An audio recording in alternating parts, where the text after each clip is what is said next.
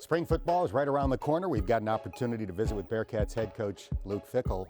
Last year, after the Peach Bowl, you didn't watch that game for months. I think it was right around spring football before you got around to watching it.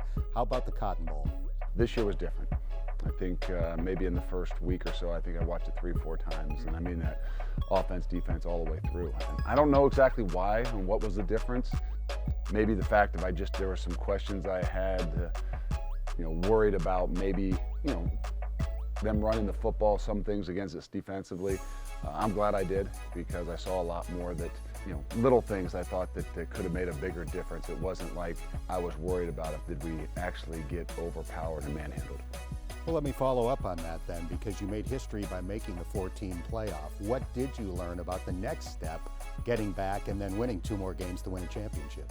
There's a lot I learned, but I think that in particular that I really do believe that we were right there. And it might not show it, but as you really kind of break down the film, I think that I look at myself and say, I don't think I did as good a job of preparing these guys for the moment. And I mean that, like in the first 2 series, I just don't think we were, kind of dialed. I think maybe the stage and some of those things maybe had us a little bit out of kilter of what we would normally do.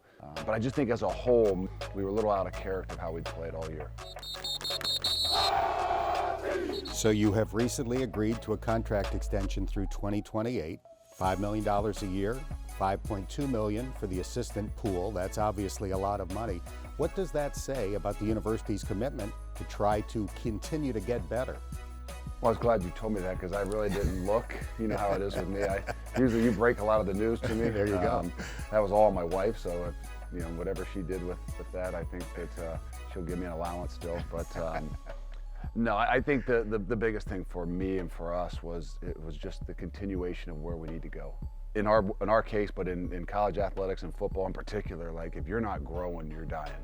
And I mean that in everything that you do, from your players to your program, to your administration, to your entire university. And it gave me a real shot of confidence about not just where we want to go, but where our entire university, our president, our athletic director want to go. You're also moving forward. The university is with building a football facility. $70 million, I think, is the target right now. As you go into the Big 12, how big of a difference is that going to make? It has a lot to do with, first and foremost, showing our guys, what it is that they've done and how we want to take care of them. Everybody talks about it being recruiting.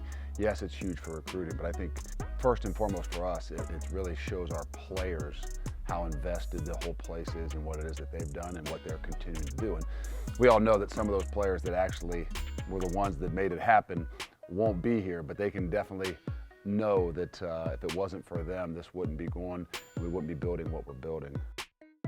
I don't know anybody that loves Cincinnati more than Kerry Combs. What does his addition mean to the program? Well, I guess I gotta say it's back to being his city, because he always said that from the day I met him when we worked together in Columbus.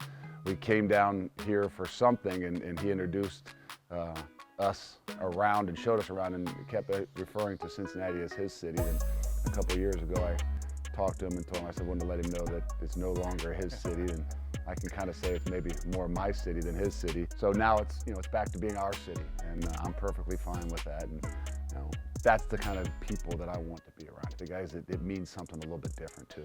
The NFL Scouting Combine is right around the corner. 8 Bearcats received invitations. That's more than Ohio State this year, more than Clemson, more than USC, etc. How big of a point of pride is that? I wouldn't have said it was something that was that big. We always promote it in recruiting and things like that, but for me, it's the Senior Bowl. And being down there at the Senior Bowl was the first time where I kind of stepped back, and to see those 6 guys or 7 guys that we had down there. We took a picture on the field afterwards, and it kind of hit me that, like, wow, I'm so happy and excited for those. It was the first time I had a little opportunity to kind of reflect and be happy and proud of what it is that we've all done. And it's kind of the same thing when you see the invites come out. But it's one of those moments where you said, you know what, this is something we put on paper that we wanted to be able to do, was to progress the program and to give these guys opportunities. And it's really kind of gratifying in a way to see it kind of happen.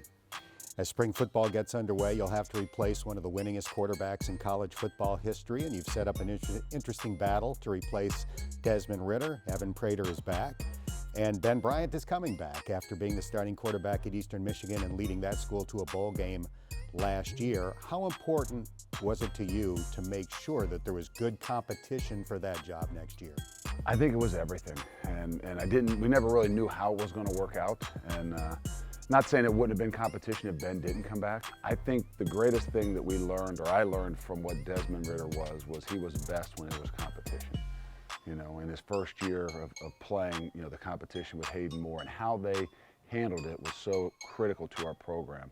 Moving forward, the competition he had with Ben, even going into his third year, that nobody would probably know that we said it was a competition, but it legitimately going into fall camp, we said it's going to be a competition, sat them both down, and the competition in general, their relationship in general, I think meant so much to our program. And I kind of look at it in the same way, is nothing was going to be handed to Evan if Ben wasn't here, but for them guys to have an incredible competition, how they handle it, how they go about it, will mean a lot and show a lot to our entire program. Are the batteries recharged for spring football? The batteries, when football starts, it could have been 2 days after the game. That would naturally recharge my batteries, but I think there's a different feel, there's a different excitement, and I think every year there's differences, but I think for me in particular, there's a different excitement about having a little bit younger crew that's really hungry to not just play, but to go out and prove themselves. Congrats on the well-deserved contract extension, and appreciate your time. Thank you.